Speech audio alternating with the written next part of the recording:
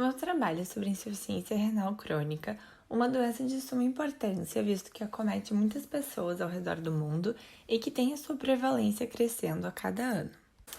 Então, a doença renal crônica é definida como uma anormalidade na estrutura ou na função renal presente por mais de 3 meses, com um conjunto de alterações clínicas e laboratoriais causadas pela agressão persistente e irreversível ao rim. Independente da sua causa, a perda de um certo número de néfrons funcionantes desencadeia processos comuns envolvendo fatores hemodinâmicos glomerulares, fatores de crescimento, mediadores inflamatórios e outros. E isso tudo leva à esclerose glomerular e à fibrose intersticial, resultando em um ciclo progressivo de deterioração da filtração glomerular. Segundo a National Kidney Foundation, a doença renal crônica pode ser dividida em 5 estágios, que são classificados a partir da taxa de filtração glomerular. Já a insuficiência renal crônica é relacionada aos estágios 3 a 5 dessa classificação, que então caracteriza uma redução irreversível, significativa e contínua da quantidade de néfrons, resultando no aparecimento de sintomas relacionados ao dano renal. A doença renal terminal, caracterizada pela taxa de filtração glomerular menor de 10%, está relacionada à mortalidade e à síndrome urêmica. Essa imagem, retirada de uma cartilha da National Kidney Foundation, mostra resumidamente o mecanismo da doença renal crônica, pois mostra que as impurezas que deveriam ser filtradas pelo rim acabam continuando no sangue, então elas não vão para a urina e permanecem no organismo, causando então inflamação e todos os outros sintomas da doença renal crônica. Sobre a epidemiologia da doença, o aumento no número de casos tem sido reportado na última década em diferentes contextos, associados ao envelhecimento e à transição demográfica da população, como resultado da melhora na expectativa de vida e do rápido processo de urbanização. Em países desenvolvidos, o rastreamento estima a prevalência de doença renal crônica entre 10% e 13% na população adulta. Nos países em desenvolvimento, dados de prevalência são limitados e heterogêneos. No Brasil, estimativas da prevalência dessa enfermidade são incertas. Segundo a Sociedade Brasileira de Nefrologia, em 2013, no Brasil, cerca de 10 milhões de pessoas têm alguma disfunção renal. A prevalência de uma doença renal crônica é de 50 a cada 100 mil habitantes, inferior ao que é visto nos Estados Unidos, que tem uma taxa de 110 a cada 100 mil habitantes, e no Japão, que tem uma taxa de 205 a cada 100 mil habitantes. E isso sugere que seja uma doença subdiagnosticada no nosso meio. O presidente da Sociedade Brasileira de Nefrologia afirma que a doença renal crônica atinge 1 a cada 10 adultos, e a incidência vem constantemente aumentando. Hoje no Brasil, 133 mil pessoas dependem de diálise, número que cresceu 100% nos últimos 10 anos.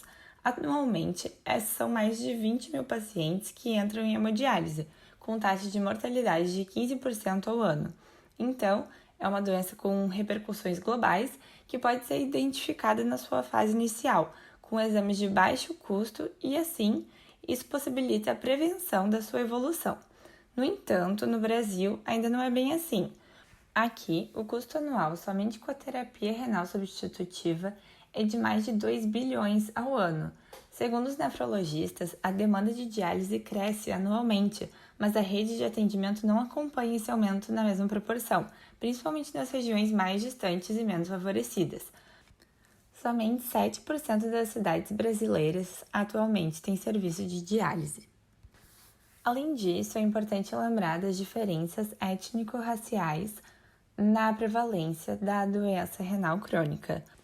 Foi identificado na população afro-americana um risco de 3,6 maior da obtenção da doença. Nos indígenas, esse risco já é de 1,8. E nos não hispânicos, a chance de doença renal crônica é 1,5 menor do que na população hispânica. Essas diferenças estão relacionadas também à maior propensão de negros e asiáticos à hipertensão. Assim, é observado na cidade de Porto Alegre uma incidência de uremia terminal levando à diálise 3 vezes menor na população branca em relação às outras etnias. Aqui estão representadas 2 cartilhas da American Kidney Foundation que mostram as diferenças na incidência de doença renal crônica na população afro-americana e na população hispânica em relação às outras etnias. Aqui diz que os afro-americanos têm um maior índice de insuficiência renal e isso acontece também com os hispânicos. Fica o questionamento sobre a insuficiência renal nessas populações, que pode ser causada pela dificuldade de acesso aos meios de saúde, como consultas e diagnóstico precoce da doença, levando assim ao agravamento do quadro clínico. A extrema variabilidade individual da taxa de progressão para a DRC tem um componente hereditário importante, e alguns dos losses genéticos que contribuem para a progressão dessa doença já foram identificados. Do mesmo modo, estudos mostraram que as mulheres em idade reprodutiva estão relativamente protegidas contra a progressão de algumas doenças renais e evidenciaram respostas específicas à angiotensina 2 e ao seu bloqueio no sexo feminino. Então, a função renal ela é avaliada a partir da análise da taxa de filtração que ocorre no glomérulo. Isso ocorre porque há um alto fluxo sanguíneo que vai para o rim, principalmente para o córtex, que é onde ocorre o processo de filtração, que é a etapa inicial do processo de formação da urina. É natural que, com o envelhecimento, haja redução da função renal, que vai reduzindo a partir dos 30, 40 anos, isso mesmo em indivíduos saudáveis. Então, o rim filtra em torno de 180 litros de sangue por dia, e a taxa de filtração glomerular costuma ser de 125 ml por minuto. Isso faz com que a água e o sódio sejam muito reabsorvidos, além de outros componentes que são reabsorvidos ou então excretados na urina, como é o caso da ureia, da creatinina e de outros íons e metabólitos. Assim, a TFG é a medida da funcionalidade dos néfrons e é usada tanto para diagnóstico quanto para acompanhamento da doença renal, a qual deve levar em conta também a quantidade de proteínas na urina. Afinal, as proteínas como a albumina não costumam ser filtradas, mas quando elas aparecem na urina, são sinal de problemas na membrana de filtração. A TFG pode ser obtida a partir da medida de creatinina, inulina ou cistatina C na urina. No entanto, no Brasil, o método mais utilizado é o da creatinina, por ser mais barato e com menos desconforto para o paciente.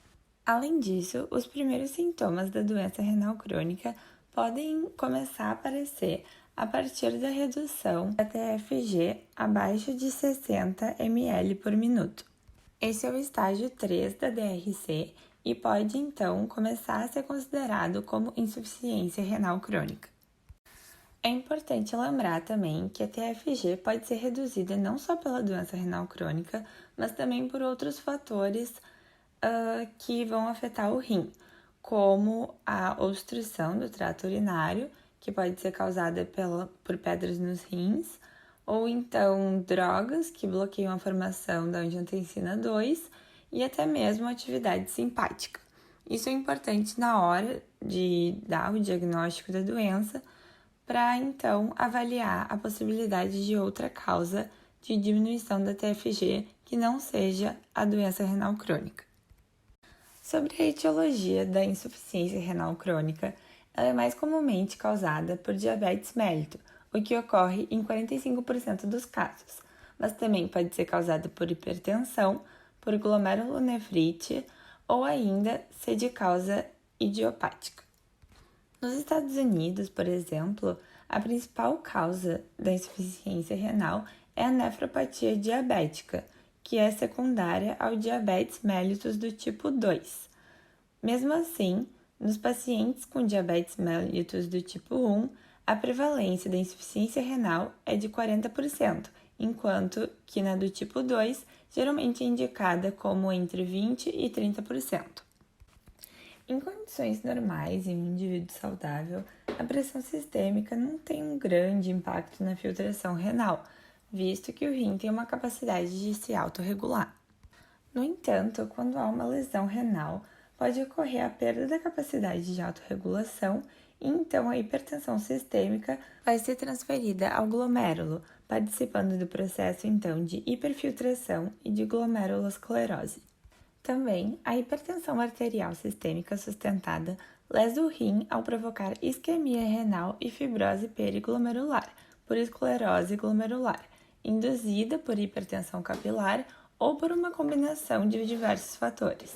O resultado é um quadro patológico distinto chamado de nefrosclerose hipertensiva, que costuma se associar a um quadro clínico de disfunção tubular, perturbação no mecanismo de concentração e diluição da urina, proteinúria patológica, muitas vezes associada à perda de função renal. Essa hiperfiltração está relacionada à vasoconstrição das arteríolas eferentes, relacionada à angiotensina 2, que faz uma hipertensão capilar intraglomerular, e também está relacionado a outros mecanismos vasoconstritores que envolvem a aldosterona, tromboxano, endotelina e bloqueio da síntese de óxido nítrico.